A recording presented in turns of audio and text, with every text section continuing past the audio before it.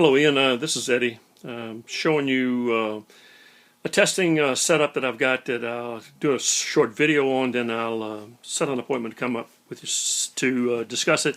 But what I'm showing here is we've got a vacuum pressure source. We're coming over to a T in the line where we're connected to our yellow side on the manometer, and then we come through the valve to the red side manometer, and that'll be the vacuum test. And then we are connected through the R port to the other, this is the C valve, this is the other valve, and we're connected to there. And coming out of that port, normally where we have the gas collection, we're simply just hooked on to a digital meter just to show the vacuum and pressure. And also I've got it hooked up here that we can actually pressurize it and vacuum that and show direct flow. So what we'll do is we'll show that we've got the manometers are generally normalized and setting at 0. And because the bulbs are somewhat offset, that's why these hash marks are a little off. So what we've got is we're able to turn our valves on and off, give it 24 volts. And then we'll shift up, and then we can turn that one on electrically, operate it.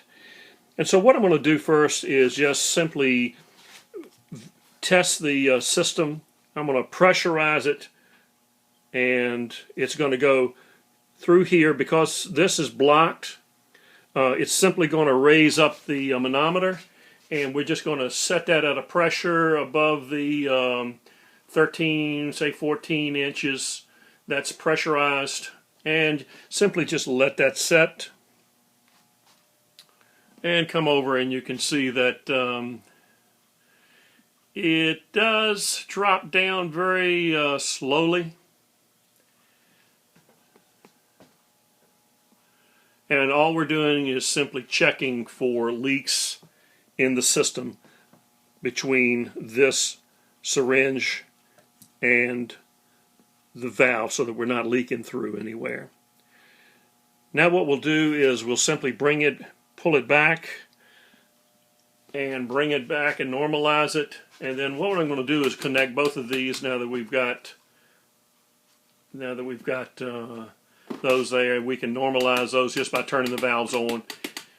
And now what we're going to do, and I'll set the camera down slightly, what I'm going to do is actually pull a vacuum on the pump. We're going to go through, energize the valve, we're going to go through, and we'll see this column, the red column, and the yellow column pressurized. So hold on.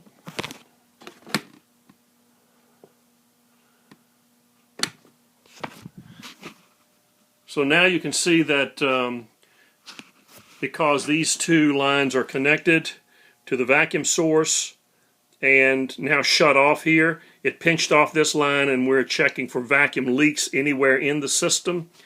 And so now what we have is, this is our pump side, this is our vacuum side where the sample would be pulling. So with the valve off, that vacuum for this test procedure, that vacuum is stable. And you can see that once, even on the pump side where the vacuum is that after it drops down a little bit, it starts to normalize based on some internal volume within the tubes or whatever. So you can see the other side of the red here and the other side of the column there. So we have right now 13.7, 13.8 inches of water. And it is pretty stable.